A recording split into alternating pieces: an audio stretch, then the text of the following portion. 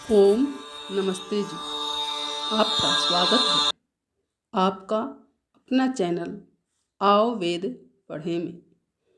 इस चैनल पर केवल आचार्य प्रदीप कुमार शास्त्री जी का ऑनलाइन व ऑफलाइन शास्त्रीय कक्षाओं के वैदिक व्याख्यान उपलब्ध होंगे।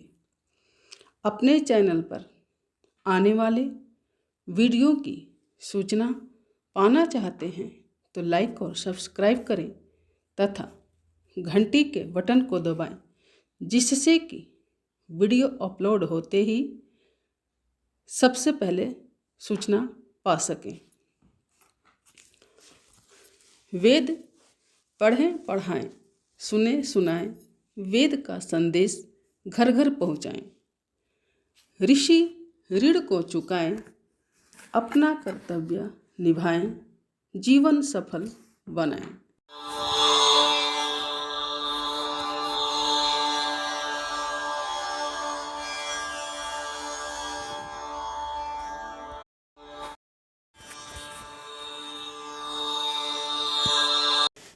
सहना भवतु सहनौ भुनक्तु सह वीर्यं करवावहै तेजस्विनावधीतमस्तु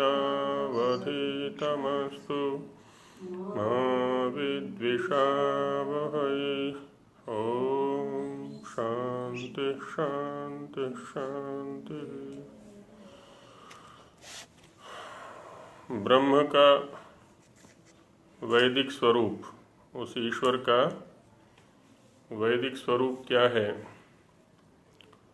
वेद मंत्रों के माध्यम से इसको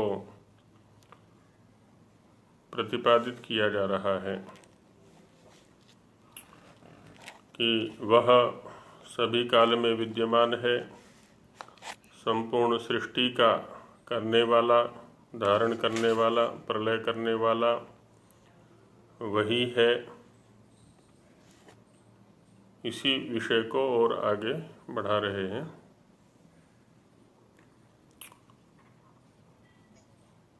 अथर्ववेद से मंत्र लेते हैं। ओम यत्परमं अवमं यच्च मध्यमं प्रजापतिः सस्त्रिजे विश्वरूपम् कियता स्कंभः प्रविवेश तत्र यन्न प्राविशत् कियत्तद्बभूव। तो यत् परमं यच्च मध्यमं अवमं, तीन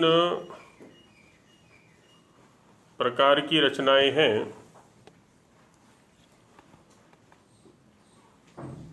परम, अवम और मध्यम।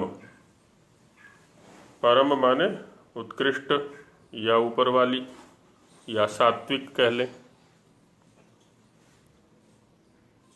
और अवम जो नीचे वाली, पार्थिव या तामसिक कह लें। मध्यमम मध्य वाली, अंतरिक्षस्थ या राजसिक है ना, मध्य कोटि की। तो यत् परमम अवमम यच्च मध्यमम है ना, परम, अवम और मध्यम, तीनों कोटि के विश्व रूपम, संपूर्ण जो भी यह जगत है इसको प्रजापति ही ससृजे, उस प्रजापति ने ही इसका सर्जन किया है, इसका निर्माण किया है। ससृजे माने निर्माण किया है। तो इसमें जो ये विश्व रूप सृष्टि है, इसमें कियता स्कंभ प्रविवेश तत्र, कितने रूप में वह स्कंभ, वह आधार इस संपूर्ण सृष्टि का, वह कितने में प्रविष्ट है। तत्र यन्न प्राविशत कि यत्तद् बभूव, और जितने में प्रवेश नहीं है वह कितना है। अब यहाँ जो प्रकृति है, जिसको कारणावस्था कहते हैं हम, वो बहुत अधिक है। अब उसमें से कितने अंश का उपयोग करते हुए इस सृष्टि का निर्माण हुआ है, और कितना अंश ऐसा है जो कि इस सृष्टि के निर्माण में उपयोग में नहीं आया है। तो प्रवेश और अप्रवेश को हम इस रूप में समझ सकते हैं, माने कितने से निर्माण किया है और कितना अभी अतिरिक्त है। अब यहाँ भी ये प्रतिपादित किया कि वह प्रजापति परमेश्वर ही सभी प्रकार की सृष्टि का रचने वाला है। कुछ अंश से रचना करता है, कुछ अंश अतिरिक्त रह जाता है। और दिखाते हैं, अथर्ववेद से हैं दोनों मंत्र ये, 10वें कांड से। यस्मिन् भूमिरंतरिक्षम द्यौर्यस्मिन् अध्याहिता यत्राग्निश्च चंद्रमाः सूर्यो वातस्तिष्ठन्त्यार्पिताः स्कंभं तं ब्रूहि कतमः स्विदेवसः। यस्मिन् जिसके अंदर, जिसमें, जिस आधार पर, भूमि है, ये भूमि, अंतरिक्ष और द्यौ, तीनों लोक। भूमि वह जो हमारा आधार है, जहाँ हम स्थिर हैं।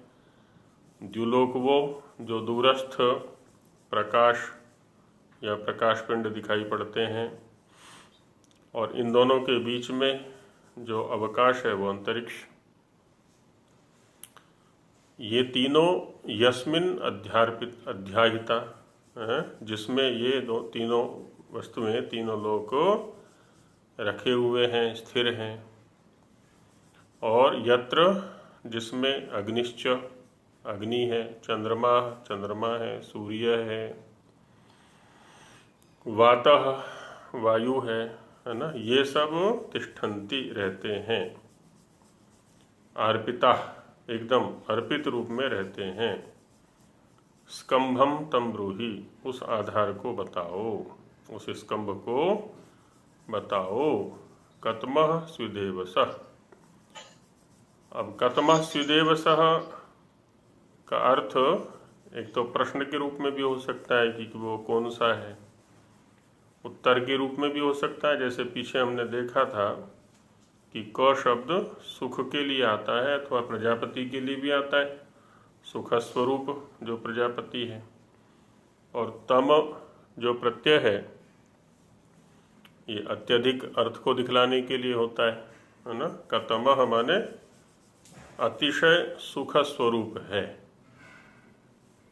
प्रश्न भी इसी में है और उत्तर भी इसी में हो गया। कौन सा है वो, तो कहते हैं अत्यंत सुख स्वरूप है, जो कि वो है जिसमें कि ये सब रहते हैं। जो जितना अधिक बड़ा होगा, बड़े से तात्पर्य सहन शक्ति जिसकी जितनी अधिक होगी, उतना ही अधिक वो अन्यों का आधार बनेगा। और जिसमें जितनी सहन शक्ति न्यून होगी, वो अन्यों से बचेगा, अन्यों को अपने से दूर करेगा, क्योंकि दूसरों को वो सहन कर नहीं सकता। जब सहन नहीं कर सकता तो दूसरों का आधार कैसे बनेगा वो। हम इसको सामान्य व्यवहार से भी देख सकते हैं। एक व्यक्ति की 4 संतानें हैं, उन 4 संतानों के परिवार हैं, आगे 2-2, 3-3 संतानें हैं, और आगे उनकी भी संतानें हैं। फिर अब यहाँ देखिए, जो सबसे ऊपर है, जिसको हम दादा अथवा परदादा कहें, उसकी दृष्टि में सब एक हैं। वो सबको धारण किए हुए सबके सुख की सोचता है। अब उस दादा या परदादा के नीचे जो 4 हैं, वो 4 केवल अपने अपने परिवार के विषय में सोचते हैं, सबके विषय में नहीं सोचते। अच्छा, उन 4 के नीचे भी जो 2-2, 3-3 है, एक-एक के, वो भी केवल अपने अपने विषय में सोचते हैं, अपने अपने परिवार के विषय में सोचते हैं। तो अब नीचे से ऊपर चलेंगे तो उतना व्याप्ति का क्षेत्र बढ़ता चला जाएगा। तो और उतना ही सुख का जो क्षेत्र है ना, वो भी बढ़ता चला जाएगा। सहन शक्ति जितनी अधिक होगी, दूसरों को स्वीकार करने का सामर्थ्य जितना अधिक होगा, है ना, उतना उतना सुख भी बढ़ता चला जाता है। फिर हम प्रायः एक पक्ष को देखते रहते हैं कि जितने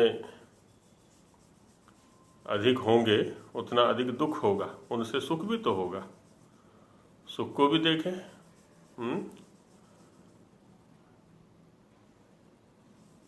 यानी कानी च मित्राणी कर्तव्यानि शतानि च। नीतिकार कहते हैं कि जैसे भी हो, लेकिन मित्र सैकड़ों होने चाहिए, हर दिशा में हमारे मित्र होने चाहिए। सर्वा आशा मम मित्रम भवन्तु, अथर्ववेद का ही मंत्र है, शांतिकरण के अंत में आया हुआ, सर्वा आशा मम मित्रम भवन्तु। सारी दिशाएं, आशा माने दिशा, कि सारी दिशाएं मेरी मित्र हो जाएं। माने जहाँ भी मैं दृष्टिपात करूं, जिधर भी मैं देखूं, मेरे मित्र ही मित्र दिखाई पड़े। अब ये तब संभव है जब, जैसे मैं अन्यों से मित्रता की अपेक्षा कर रहा हूं, वैसे ही मैं अपनी ओर से भी दूसरों के प्रति मित्रता का व्यवहार करूं, क्योंकि आरंभ मुझसे होना है। तो एक समय कैसा आता है कि सबसे सुख की प्राप्ति होती है, और यदि मैं दुख देना आरंभ कर देता हूं, मैं सहन नहीं कर पाता दूसरों को, तो फिर सबसे दुख प्राप्त होने लगता है। अब ये मेरे ऊपर बात है कि मैं सुख लेना चाहता हूं कि दुख। अब वो ईश्वर है, सबके सुख की सोचता है, सबके भले की सोचता है, क्योंकि वो है ही भद्र स्वरूप, वो है ही शिव स्वरूप। तो उसको दुख कैसे हो सकता है?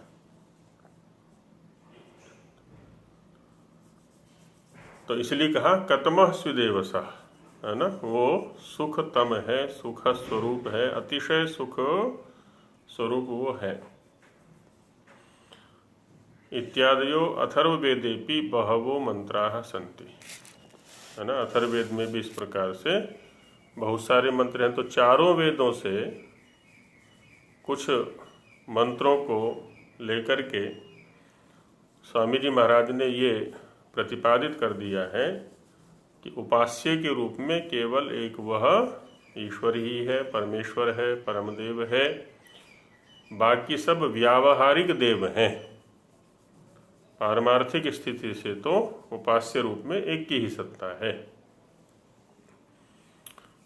अन्य जो व्यावहारिक हैं वो व्यवहार को सिद्ध करने में सहयोगी है ना, उस परम देव तक पहुंचने में सहयोगी हैं, वो सहयोग करते हैं हमारा, इसलिए वो देव हैं। चाहे वो जड़ हैं और चाहे चेतन है, माता पिता आचार्य अतिथि आदि जो भी हैं, सब सहयोगी हैं हमारे। एतेषां मंत्राणाम मध्यात्, कहते जो भी मंत्र हमने उद्धृत किए हैं चारों वेदों से, यहाँ पर इन मंत्रों के मध्य से केषांचित अर्थः पूर्वं प्रकाशितः, कुछ का तो अर्थ हम पहले बता चुके हैं, चर्चा कर चुके हैं, और केषांचित अग्रे विधास्यते, प्रसंग के अनुसार कुछ मंत्रों का अर्थ आगे किया जाएगा। अत्र अप्रसंगा नोच्यते, यहाँ अर्थ का कोई विशेष प्रसंग नहीं है केवल प्रमाण प्रस्तुत करने में ही हमारा तात्पर्य था, इसलिए यहाँ इनके अर्थ पर चर्चा नहीं कर रहे। तो जहाँ जहाँ भी इनका व्याख्यान किया हुआ है वहाँ वहाँ इन मंत्रों को देखा जा सकता है। तो वेदों से प्रमाण दिखाने के पश्चात अब उपनिषदों से कुछ प्रमाण उपस्थित करते हैं यहाँ पर, क्योंकि उपनिषद भी ब्रह्म का स्वरूप बताने में प्रधान ग्रंथ हैं। कठोपनिषद से लेते हैं। कठ में जो कि यम और नचिकेता का संवाद है। यम आचार्य नचिकेता को ब्रह्म के स्वरूप का परिचय वहाँ पर करा रहे हैं क्योंकि वो गए ही इसलिए थे नचिकेता यम के पास में ब्रह्म का स्वरूप जानने के लिए गए थे। हालांकि उनके सामने यम आचार्य ने बहुत सारे प्रलोभन रखे कि भाई इस विषय को रहने दो, कुछ और ले लो। तो उन्होंने कुछ भी स्वीकार नहीं किया कि मुझे भौतिक स्तर पर कोई संपदा नहीं चाहिए, कोई भी प्रलोभन मुझे इस मेरी जिज्ञासा से नहीं डिगा सकता। मुझे तो केवल उस ब्रह्म के स्वरूप का ही ज्ञान करना है। तो उसी में से कुछ श्लोक यहाँ उद्धृत किए जा रहे हैं। कठोपनिषद हमें ये सिखाता है कि प्रधान के प्रति हमारा समर्पण होना चाहिए। जब प्रधान के प्रति हमारा समर्पण होता है तो गौण चीज़ें तो स्वयं ही सहयोगी बन जाया करती हैं हमारी। और यदि समर्पण ही गौण के प्रति कर दिया और प्रधान के प्रति कर दिया तो प्रधान तो बहुत दूर है, प्रधान तो कभी मिलने वाला है ही नहीं हमें। गौण में ही अप्रधान में ही उलझ करके रह जाते हैं, प्रायः जीवन ऐसे ही चला करते हैं। अब देखिए वहाँ क्या कहा है उपनिषद में। जी नमस्ते आचार्य जी। जी बहन जी नमस्ते जी। आचार्य जी मेरे को आज जुड़ने में थोड़ी सी देर हो गई, तो मेरे को एक मंत्र का थोड़ा समझ में नहीं आया था, अभी पूछूं कि? जी जी बोलिए। ये है अपने ऋग्वेद का जो 7 मंत्र थे ना, उनमें से 13 नंबर मंत्र है नासादीस ना सदासी नो सदासी तदानी। हाँ जी जी ना दूसरी का मुझे अर्थ नहीं समझ में आया। नासदीय सूक्त का ये प्रथम मंत्र है। इसको नासदीय सूक्त बोलते हैं। तो यहाँ पर सृष्टि से पूर्व की चर्चा चल रही है। सृष्टि से तात्पर्य है अभिव्यक्त या आविर्भूत या प्रकटीभूत स्थिति। और जब किसी चीज में प्रकट अवस्था होती है तब उसमें बहुत सारे व्यवहार बन जाया करते हैं, है ना। आविर्भूत स्थिति होती है, प्रकट स्थिति होती है, तो बहुत सारे व्यवहार बन जाया करते हैं। ये वृक्ष हैं, ये मनुष्य हैं, ये पशु हैं, ये पृथ्वी है, ये आकाश है ना, ये द्युलोक है, आदि आदि व्यवहार कब कर पा रहे हैं हम? जब प्रकट दशा है, आविर्भूत दशा है या सृष्टि दशा है। लेकिन जब प्रकट दशा नहीं है, जब आविर्भूत दशा नहीं है, तब क्या व्यवहार करेंगे हम इसमें? जैसे इस मंत्र के व्याख्यान के प्रसंग में एक उदाहरण के माध्यम से समझने का प्रयास किया था हमने कि एक व्यक्ति एक संस्था का निर्माण करना चाहता है, तो पहले क्या करता है? वो भूमि खरीदता है। भूमि खरीद ली, फिर नक्शा बनवाता है।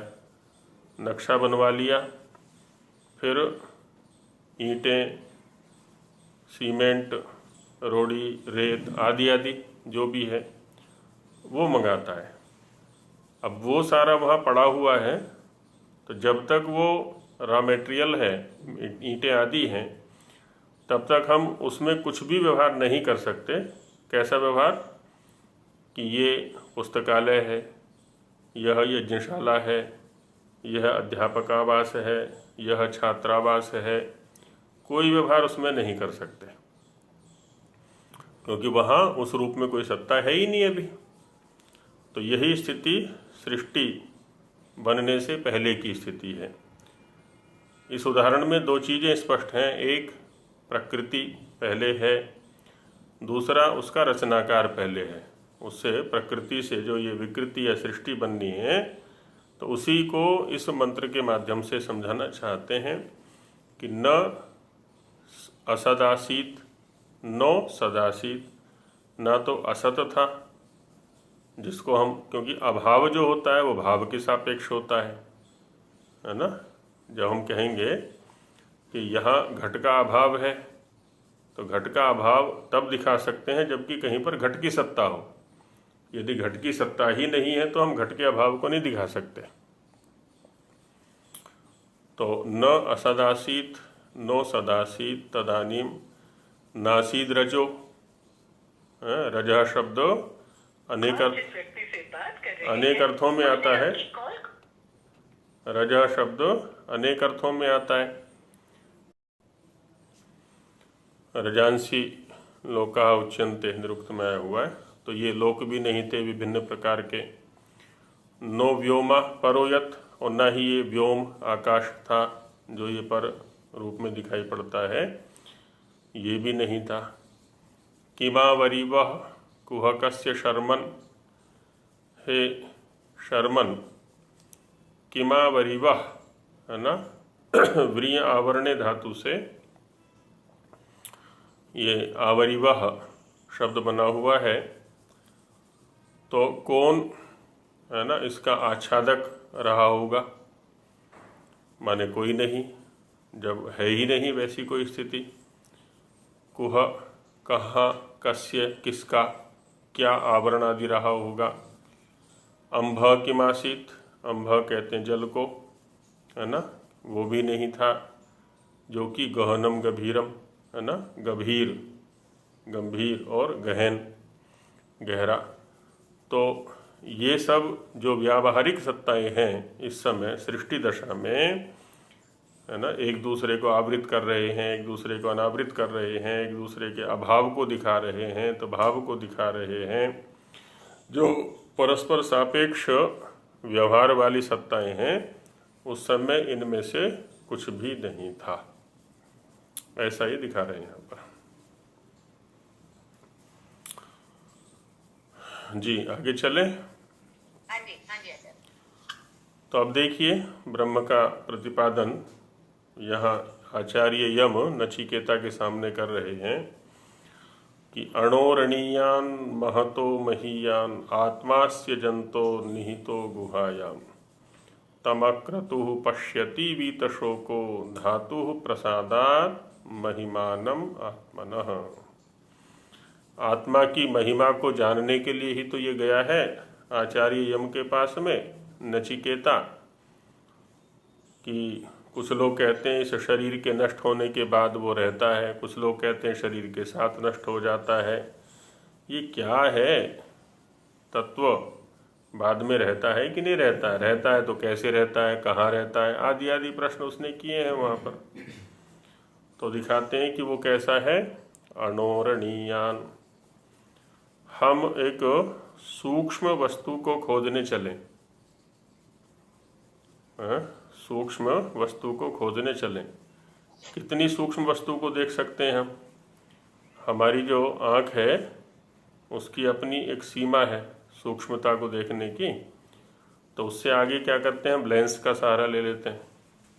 अच्छा, लेंस की भी अपनी एक सीमा है, उसके आगे हम और जो सूक्ष्मदर्शी यंत्र हैं उनका सहारा लेते हैं, लेकिन उनकी भी एक सीमा है। तो जो भी सूक्ष्म से सूक्ष्म को दिखलाने के साधन हैं, देखने के साधन हैं, कहते हैं उससे भी सूक्ष्म अणोरणीयान। अणु कहते हैं अखंडनीय को, जिसका खंडन नहीं कर सकते, जिसको तोड़ा नहीं जा सकता, तो कहते हैं उससे भी सूक्ष्म। अब यहाँ प्रकृति की एक सूक्ष्म अवस्था है जिसको हमने सत्व रजस तमस कहा है। और उससे भी आत्मा की सूक्ष्मता है और उससे भी अधिक परमात्मा की सूक्ष्मता है। तो अणोरणीया है ना, अणु से भी अणु है। और महतो महीयान, बड़े से भी बड़ा है ना। इतना सूक्ष्म है कि वहाँ कोई आकार नहीं है और इतना बड़ा है कि वहाँ भी कोई आकार काम नहीं कर सकता, क्योंकि जितने भी आकार हैं ये तो प्रकृति के स्तर पर है और वो इससे बाहर है। तो वह तो महीयान आत्मा से जंतुर, है ना, इस जंतु का जो आत्मा है, आत्मा से जंतो हो, आत्मा जो है वो अस्य जंतो गुहायाम निहिता। अस्य जंतो हो, जंतु माने जायते सब जंतु, जो उत्पन्न होता है जिसको हम जीव कहते हैं, तो वो जंतु है। जंतु शब्द आजकल पशु पक्षियों के लिए रूढ़ जैसा हो गया है। वैसे जंतुशाला बोलते हैं ना, जंतुशाला माने चिड़ियाघर बोल देते हैं। तो जंतुशाला जहाँ पर अनेक प्रकार के जंतु रहते हैं, पशु पक्षी आदि आदि रहते हैं। तो जंतु माने जायते असौ जंतु, जो उत्पन्न होता है वो जंतु है ना। जो अर्थ जनः शब्द का है वही जंतु शब्द का हो जाएगा। तो इस जंतु के गुहायाम, गुहा में, गुहा किसको कहते हैं? गुफा को। गुफा किसको कहते हैं? आवृत संवृत स्थान को, जो ढका हुआ स्थान है एकदम, है ना। तो उसमें निहित है, रहता है आत्मा। हृदय गुहा में वह आत्मा निहित है, रहता है। कहते हैं उसको देखें कैसे? कहते हैं उसको देखने के लिए क्या है ना, अक्रतुः बनना पड़ेगा। तम अक्रतुः पश्यति। 3 साधन दिए, 3 योग्यताएं दी देखने की यहाँ पर, उस आत्मा को देखने की। एक तो तम अक्रतुः पश्यति, जो अक्रतु है वो देख सकता है। और बताता हूँ भी, वीत शोकः, जो वीत शोक है वो देख सकता है।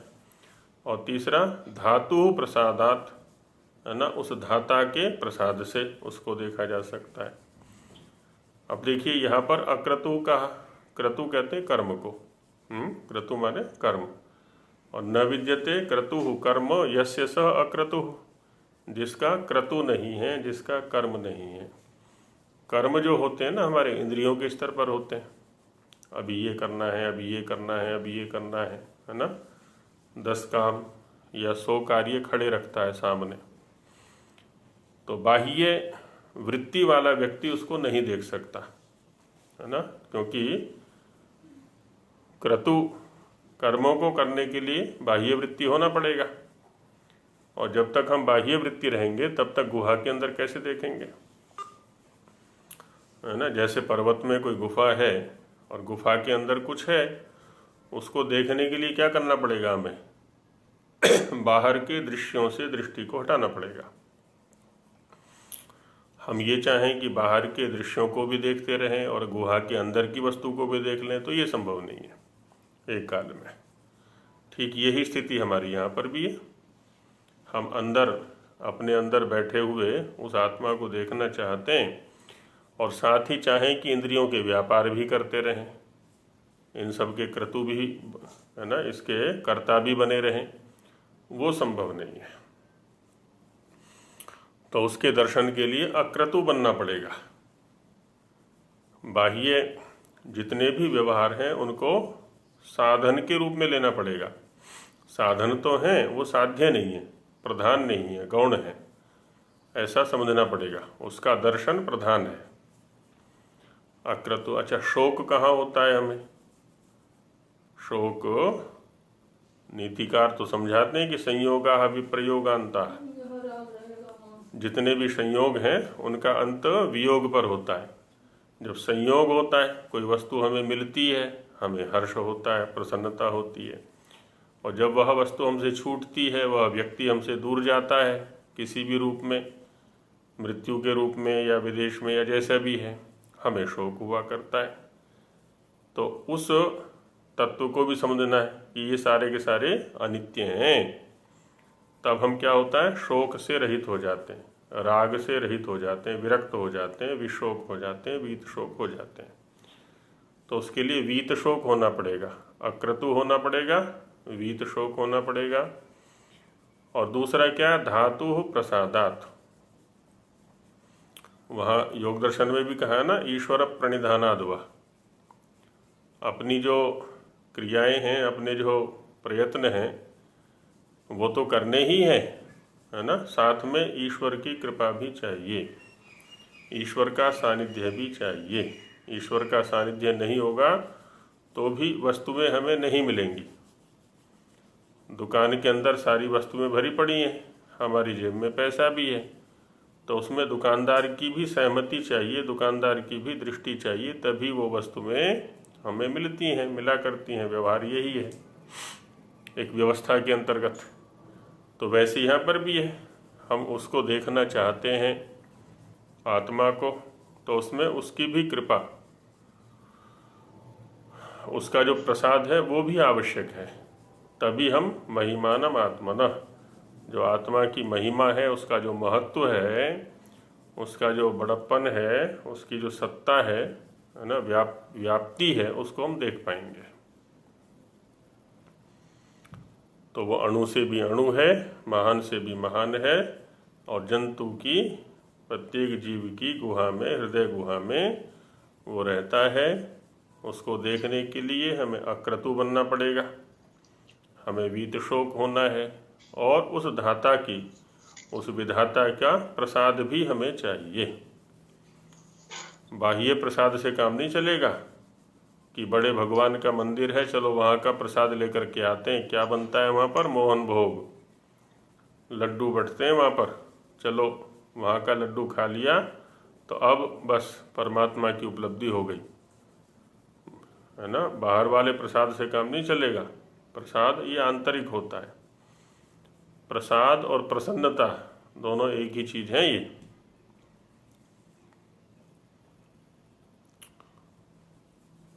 अच्छा, कुछ लोगों का आग्रह होता है कि जैसे हम इंद्रियों से अन्य व्यवहार कर रहे हैं, अन्य वस्तुओं को उपलब्ध कर रहे हैं, गंध भी उपलब्ध हो रही है हमें, शब्द भी उपलब्ध हो रहा है, स्पर्श भी उपलब्ध हो रहा है, रूप भी उपलब्ध हो रहा है, रस भी उपलब्ध हो रहा है, सारी चीज़ें उपलब्ध हो रही हैं, तो ऐसी हम उसको भी उपलब्ध कर लेंगे। तो उसके लिए कहते हैं कि अशब्दम अस्पर्शम अरूपम अव्ययम तथा रसम नित्यम अगंधवच्चयत् अनाद्यनंतम महतः परम ध्रुवम निचाय्य तन्मृत्यु मुखात् प्रमुच्यते। इन सभी इंद्रियों के व्यापार से वो परे है, किसी भी इंद्रिय से उसका ग्रहण संभव नहीं है। क्यों? अशब्दम, वो शब्द नहीं है, शब्द से परे का विषय है। शब्द एक सीमा तक हमारे साधन बन सकते हैं, लेकिन वहाँ जाके फिर शब्द भी काम नहीं करेंगे। अशब्दम, वो शब्द नहीं है जो कि श्रोत्र से गृहीत हो सके या वाणी से प्रकट किया जा सके।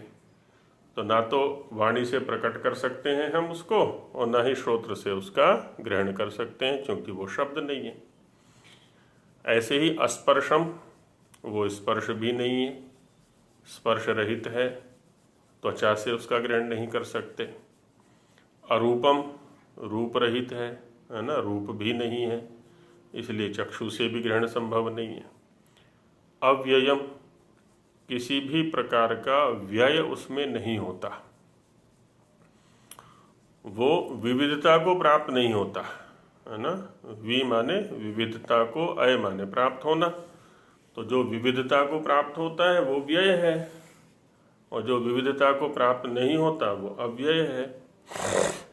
जैसे ये प्रकृति है, विविधता को प्राप्त होती रहती है, परिवर्तन होता रहता है निरंतर। इसमें शरीर ये प्रकृति से बना हुआ है, इसमें भी निरंतर परिवर्तन होता रहता है। ये अव्यय नहीं है, अभी तो व्यय है, लेकिन वो तो अव्यय है। तथा रसम, है ना, रस भी नहीं है वो, जिसको कि रसना से चख करके पता किया जा सके। और कैसा है? नित्यम, नित्य है वो, और कैसा? अगंधवच्च, गंध रूप भी नहीं है, गंध वाला भी नहीं है, जिसको कि घ्राण इंद्रिय से ग्रहण किया जा सके। अब कोई भी इंद्रिय उसका ग्रहण करने में समर्थ नहीं है ना। ये सब अनुमान तो करा सकते हैं, एक लिंग का ग्रहण करने में तो समर्थ हैं ये, लेकिन उस लिंगी का ग्रहण करने में समर्थ नहीं है ये। और कैसा है वो? अनादि, उसका कोई आदि नहीं है, कब से आरंभ हुआ है ना, कोई पता ही नहीं। उसका तो क्या, हमें अपना भी पता नहीं कि हमारा आदि क्या है, क्योंकि कोई है ही नहीं, कब से हमारी यात्रा चल रही है।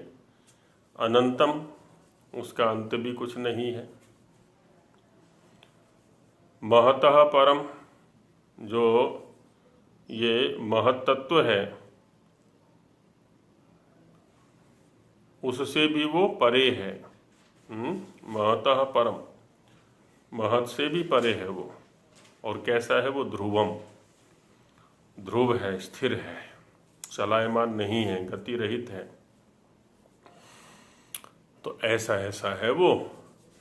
अब हम तो सारा का सारा जो व्यवहार है इसके विपरीत करते हैं। हम शब्द से ग्रहण करना चाहते हैं, स्पर्श से ग्रहण करना चाहते हैं, चक्षु से ग्रहण करना चाहते हैं, आदि आदि। इंद्रियों के स्तर पर ही पूरी यात्रा निकाल देते हैं हम तो। इंद्रियों के द्वारा विषय ग्रहण करने में ही पूरा जीवन निकाल देते हैं, उधर ध्यान ही नहीं देते। ये इंद्रियां जहाँ तक पहुँचने के लिए हमें प्राप्त हुई हैं, तो इसलिए कहते हैं कि निचाय्य तत्, जो व्यक्ति उसका निश्चयेन चयन कर लेता है कि भाई मुझे तो वही प्राप्त करना है, मेरा तो लक्ष्य वही है, और वस्तुतः लक्ष्य तो सभी का वही है, पर हम भटक जाते हैं यहाँ आकर के। अज्ञान, मिथ्या ज्ञान के कारण से भटकाव आ जाता है, विषयों को प्रधानता दे देते हैं। कोई किसी इंद्रिय के विषय को प्रधानता देता है, कोई किसी इंद्रिय के विषय को प्रधानता देता है, इसी में भटकते रहते हैं। तो लेकिन जिस क्षण हमने उसका चयन कर लिया निश्चित रूप से, तो मृत्यु मुखात प्रमुच्यते, मृत्यु के मुख से बच जाते हैं, हट जाते हैं। अब मृत्यु हमें अपना ग्रास नहीं बना सकता, मृत्यु हमसे, क्योंकि जो मृत्यु में आने वाली वस्तु है, मृत्यु को प्राप्त, मृत्यु के मुख में जाने वाली वस्तु है, मृत्यु का भोग बनने वाली वस्तु है, उसके प्रति हमने लालसा ही छोड़ दी।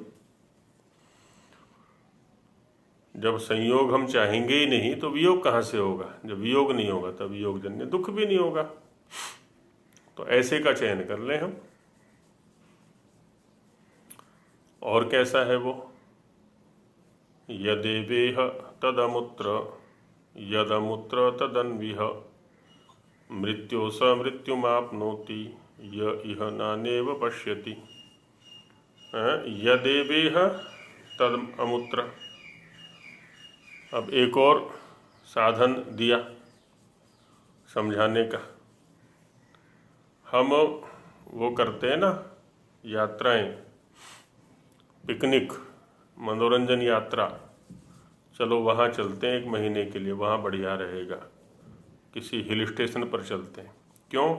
क्योंकि हमने भेद देखा, यहाँ अलग है जहाँ अब रह रहे हैं, और जहाँ घूमने जा रहे हैं वहाँ अलग सा है, थोड़ा बर्फ़ पड़ रही है, हरियाली बहुत अधिक है, या चलो वहाँ चलते हैं, उस आश्रम में बड़ा आध्यात्मिक सा माहौल है, वहाँ चलते हैं। का मतलब हुआ कि जहाँ अभी रह रहे हैं वहाँ आध्यात्मिक वातावरण नहीं है, वहाँ सांसारिक वातावरण है, और दूसरे स्थान पर आध्यात्मिक सा वातावरण है। ऐसे विविधताएं बहुत हैं यहाँ पर, कहाँ? संसार में। लेकिन ईश्वर के स्तर पर देखें तो कहते हैं कि ईश्वर जैसा यहाँ है वैसे ही वहाँ है। कहीं भी जाएंगे संसार के अंदर, सब जगह वो एक सा ही दिखाई पड़ेगा। किधर से भी देख लें, कहीं भी बैठ कर के उसके विषय में चिंतन कर लें, सब जगह एक साथ। वही करें, यदेवेह, यत माने जो, एव माने ही, इह माने यहाँ, जो यहाँ है, तद अमुत्र वही वहाँ है ना। अमुत्र माने उस स्थान पर, माने दूसरे स्थान पर। तो जो यहाँ है वही वहाँ है, और जो वहाँ है यदमुत्र, जो वहाँ है, तदन्विह, वही यहाँ भी है, निश्चित रूप से, है ना, कोई भेद नहीं है। एक तो दर्शन का प्रकार ये है, हम उसको देखना चाहते हैं जो सर्वत्र एक जैसा है, यहाँ भी वहाँ भी, यहाँ जैसा वहाँ वैसा, वहाँ जैसा यहाँ जैसा यहाँ वैसा। और दूसरी स्थिति वो है कि यह नानेव पश्यति, जो यहाँ पर विभिन्नताओं को देखता रहता है। अच्छा, अब ये आविष्कार आ रहा है, चलो इसको देखते हैं, अब ये चीज़ आई है, इसको देखते हैं, है ना। इन परिवर्तनों में ही रमा रहता है। तो वो क्या है, मृत्यु से मृत्यु में आपनोति, एक मृत्यु के बाद दूसरी मृत्यु, दूसरी के बाद तीसरी, तीसरी के बाद चौथी, इसी चक्र में पड़ा रहता है वो तो, मृत्यु के बाद मृत्यु, मृत्यु के बाद मृत्यु, इन्हीं में रहता है। क्यों? परिवर्तनों को देख रहा है ना वो। अब ये हमारे ऊपर बात है कि हम परिवर्तनों को देखना चाहते हैं कि अपरिवर्तनशील को देखना चाहते हैं। यदि अपरिवर्तनशील को देखेंगे तो हम भी अपरिवर्तनशील हो जाएंगे, और परिवर्तनीय को देखेंगे, बदलने वाले को देखेंगे, तो हम भी बदलते रहेंगे। शरीर प्राप्त हुआ, छूट गया, फिर से प्राप्त हुआ, फिर छूटा, फिर प्राप्त हुआ, फिर छूटा, यही तो क्रम चलता रहता है सदा। तो इसलिए कहा कि मृत्यु से मृत्यु मापनोति, शरीर हमारी इच्छा से मिलता है और मृत्यु भी हमारी इच्छा से मिलती है। शरीर मिलेगा तो मृत्यु भी हमारी इच्छा से मिलेगा, क्योंकि हम चाहते हैं नया नया नया नया मिले हमें, हमने चाहा है वो, इसलिए। और कैसा है वो? एको वशी सर्वभूतांतरात्मा, एकम रूपम बहुधा यः करोति, तमात्मस्थं ये नु पश्यन्ति धीरास्तेषां सुखम शाश्वतम नेतरेषाम्। एको, एक है वो, अकेला है, अद्वितीय है, असहाय है, सर्वथा आत्मनिर्भर है, किसी की आवश्यकता नहीं है। इसलिए कैसा है वो? वशी, सब कुछ को अपने वश में रखने वाला। अच्छे अच्छों की हैकड़ी निकाल देता है वो, अच्छे अच्छे दादाओं की दादागिरी निकाल देता है, निकल जाती है अपनी कर्मफल व्यवस्था के अनुसार। सर्वभूतांतरात्मा, और सभी भूतों के अंदर रहने वाला है वो, अंतर्यामी है,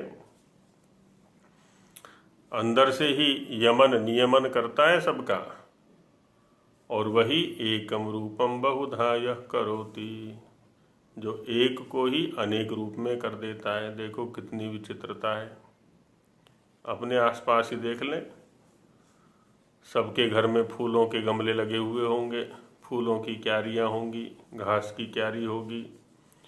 अब एक ही मिट्टी से कितने विविध प्रकार के पौधे पैदा हो रहे हैं, एक ही पौधे पर अनेक रंग के फूल लगते हैं, पीला भी है, लाल भी है, गुलाबी भी है ना, अनेक रंग के फूल हैं वहाँ पर। एक ही वृक्ष पर अनेक रंग के पत्ते हैं, प्रत्येक पत्ते का रंग अलग अलग है। तो हर जगह विभिन्नता है, एक में से ही अनेक, एक ही माँ से संतानें पैदा हुई, दोनों के दोनों अलग अलग हैं। माता का स्वभाव अलग है, संतानों का स्वभाव अलग है, कितनी विविधताएं हैं यहाँ पर। तो एकम रूपम बहुधा यः करोति, है ना, एक को ही जो बहुधा कर देता है, अनेक रूप में कर देता है। कौन है वो, कहाँ रहता है? तमात्मस्थम ये नु पश्यन्ति धीरा, धीरा, जो धीर हैं, जो धैर्यशाली हैं, जो बुद्धिमान हैं, जो विवेकी हैं, जो उस आत्मस्थम आत्मा में स्थित को देखते हैं, उसका दर्शन करते हैं, दर्शन करने की इच्छा रखते हैं, उधर की जिनको आतुरता है, तेषां सुखम शाश्वतम नेतरेषां। शाश्वत सुख, हमेशा रहने वाला सुख केवल उन्हीं को मिलेगा, दूसरों को नहीं मिलने वाला है वो। शाश्वत सुख है ना, वाले के पास जाएंगे तो शाश्वत सुख मिलेगा, है ना। बाजार में जाते हैं तो मिट्टी के तेल वाले के यहाँ जाएंगे तो मिट्टी का तेल मिलेगा, और बादाम के तेल वाले की दुकान पर जाएंगे तो बादाम का तेल मिलेगा। गुड़ वाले के यहाँ गुड़ मिलेगा, सोने वाले के यहाँ सोना मिलेगा, खल वाले के यहाँ खल मिलेगा। जैसे दुकानदार का चयन करेंगे या जो वस्तु हम लेना चाहेंगे तो वही वस्तु हमें मिलेगी उस व्यक्ति से। ठीक वैसे ही शाश्वत सुख चाहिए तो शाश्वत सुख वाले का चयन कर ले, तो बस सदा सुखी रहेंगे। फिर अब यहाँ झगड़ते रहते हैं, मेरे इस प्लॉट पे कब्जा कर लिया, मेरे इस प्लॉट ने ये कर लिया तो वो कर लिया, तो मेरा पैसा मार लिया, है ना, आदि आदि। उसने मुझे ठग लिया, न जाने कितने, आधे से अधिक क्या लगभग सारा जीवन इन्हीं चीज़ों में निकल जाता है। जब चयन ही हमने अशाश्वत का किया था, परिवर्तनशील का किया था, तो ये तो परिणाम आना ही था। हम शाश्वत का चयन कर लें फिर ये परिणाम नहीं आएगा हमारे सामने, वियोग वाला, है ना, जो दुख को उत्पन्न करने वाला है, वो परिणाम नहीं आएगा कभी भी। और कैसा है वो? नित्यो नित्यानां चेतनश्चेतनानां एको बहूनां यो विदधाति कामान् तमात्मस्थं येनुपश्यन्ति धीरास्तेषां शान्तिः शाश्वती नेतरेषाम्। नित्यो नित्यानाम, नित्य पदार्थ तीन माने हुए हैं जो सदा रहते हैं, वो ईश्वर, जीव और प्रकृति। लेकिन तीनों की नित्यता अलग अलग प्रकार की है। प्रकृति प्रवाह से नित्य है, परिवर्तन होता रहता है नियमित रूप से इसमें, सृष्टि प्रलय सृष्टि प्रलय सृष्टि प्रलय चलता रहता है नियमित रूप से। अच्छा, जीव है, वो भी कभी शरीरधारी बनेगा, कभी मुक्त होगा, कभी शरीरधारी होगा, कभी मुक्त होगा, कभी प्रकृति के निकट जाएगा, कभी परमेश्वर के निकट जाएगा। इसमें ये वो है, परिवर्तन है। और लेकिन ईश्वर ऐसा है जो कि तटस्थ है, कूटस्थ है, सदा एक रस है। इसलिए कहा कि नित्यो नित्यानाम, है ना, सभी नित्यों में भी जो नित्य है, एक रस रहने वाला है। ऐसे ही चेतनश्चेतनानाम, चेतन पदार्थ दो हैं, एक आत्मा है एक परमात्मा है। जीवात्मा, हालांकि हम अपने आप को चेतन कहते तो हैं, पर चेतन जैसा व्यवहार नहीं करते। चेतन माने चेती संज्ञाने, जो सदा संज्ञान में रहते हैं।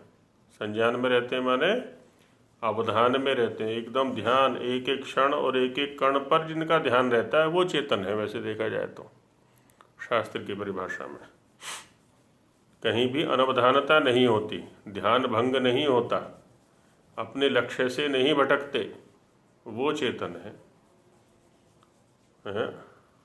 बहुत से कहते हैं, अरे मेरा ध्यान नहीं था, ओ ये भी करना होता है, इसका तो कभी सोचा ही नहीं मैंने, है ना। तो प्रवाह में पड़ करके अपने जीवन को बहाते रहते हैं। जैसे नदी के प्रवाह में गिर गया ना कोई जीव, और नदी का प्रवाह जिधर बहा के ले जाता है उधर ही बहता चला जाता है, बस अपना उसका कोई वश नहीं है, कुछ नहीं कर सकता। ऐसी स्थिति अधिकतम सांसारिक प्राणियों की होती है। वो प्रवाह में, नदी के प्रवाह में, संसार के प्रवाह में बहे चले जाते हैं कि जैसा संसार कर रहा है वैसा ही हम भी करेंगे, नहीं तो पिछड़ जाएंगे, आदि आदि। तो इसलिए, लेकिन ईश्वर तो सदा चेतन है, उसमें कभी भी अवचेतना नहीं होती। उसमें कभी भी ध्यान भंग का प्रश्न नहीं है, अनवधानता का प्रश्न नहीं है। प्रतिक्षण वो चेतन है, प्रत्येक कण के प्रति वो चेतन है। तो इसलिए कहा चेतनश् चेतना नाम, है ना। हम भी चेतन बनने का प्रयास करें, इसीलिए तो ये स्वाध्याय का अभ्यास कराया जाता है। एक नीतिकार ने कहा कि व्यसनी बने कि ना बने, तो उसने कहा व्यसनी बनना अच्छा है, लेकिन क्या व्यसन पालें इस पर ध्यान देना चाहिए, है ना। व्यसनानि सन्ति बहूनि लोके व्यसनद्वयमेव तु केवलम व्यसनम, है। व्यसनानि सन्ति बहूनि लोके, संसार के अंदर व्यसन बहुत सारे हैं, लेकिन मैं तो व्यसनद्वयमेव तु केवलम व्यसनम, दो व्यसनों को ही मैं विशुद्ध व्यसन मानता हूं।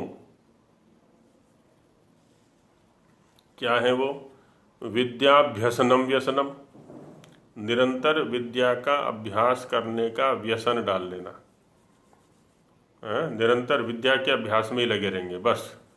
लोग ये कहते हैं अरे इसको तो विद्या ही सूझती रहती है हर समय, कुछ और सूझता ही नहीं, हमारी तो कोई गिनती ही नहीं, समाज की कोई गिनती ही नहीं, और कुछ करता ही नहीं। विद्याभ्यसनम व्यसनम, अथवा हरिपाद सेवनम व्यसनम, ईश्वरोपासना का व्यसन हो अथवा विद्या के अभ्यास का व्यसन हो, बस ये दो व्यसन पाल लो, बस बाकी व्यसनों की आवश्यकता नहीं है। इन दो व्यसनों को ही मैं व्यसन मानता हूं। वहाँ योग दर्शन में व्यास भाष्य में भी एक श्लोक उद्धृत है, स्वाध्यायात योगमासीत योगात स्वाध्याय मामनेत, स्वाध्याय योग संपत्त्या परमात्मा प्रकाशते। स्वाध्याय योग, योग माने स्वाध्याय की कर्म में परिणति, युक्ति पूर्वक, है ना, उसको अपने चरित्र में उतारने का अभ्यास करना। जब वो कर लिया फिर से स्वाध्याय करें, जो स्वाध्याय किया फिर से उसको चरित्र में उतारें, उसी को कह देते हैं क्रियात्मक योग।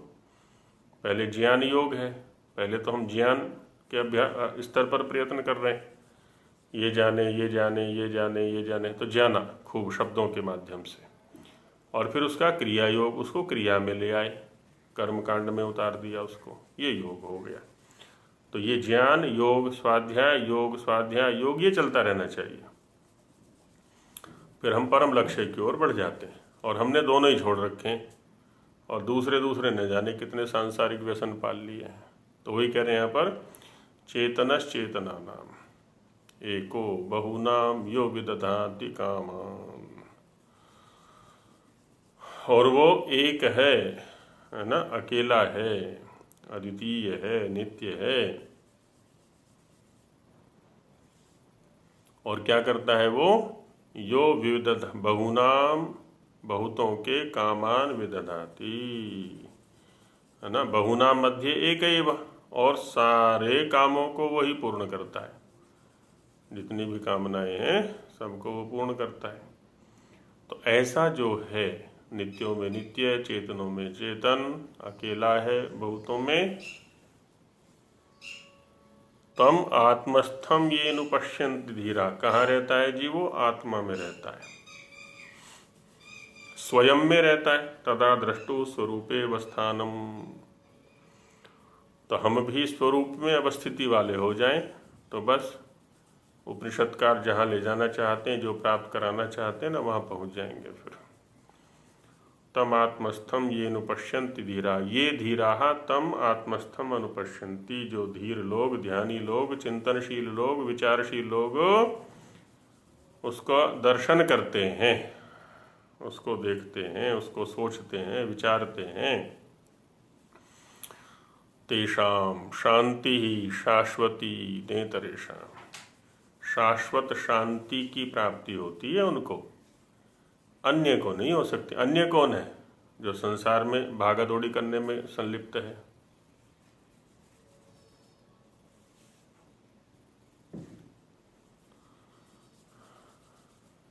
तो उनको वो शांति नहीं मिलती।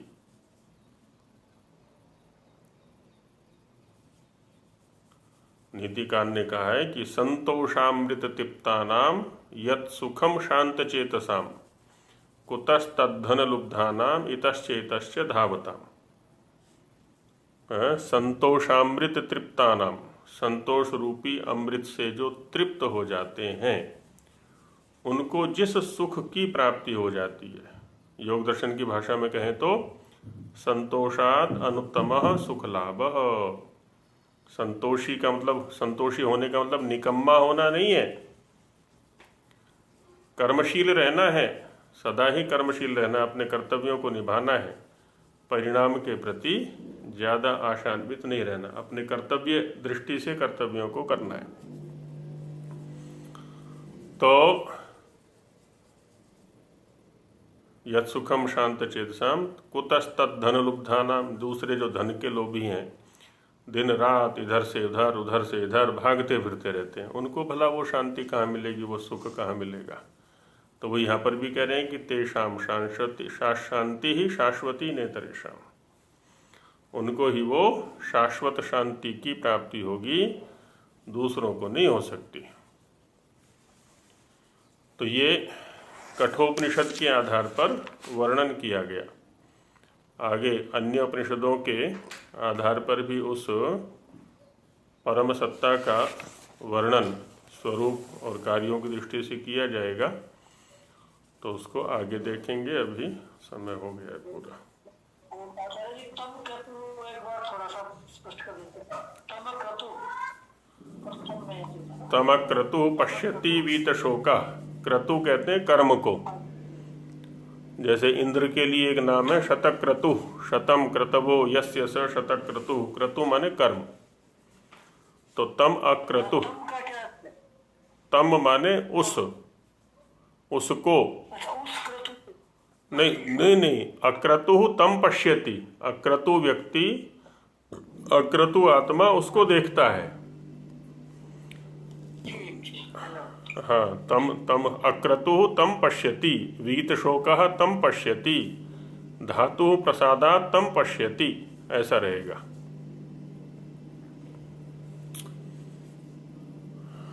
ओम सहना भवतु सहनो भुनक्तु सह वीर्यं करवावहै तेजस्विनावधीतमस्तु मा विद्विषावहै।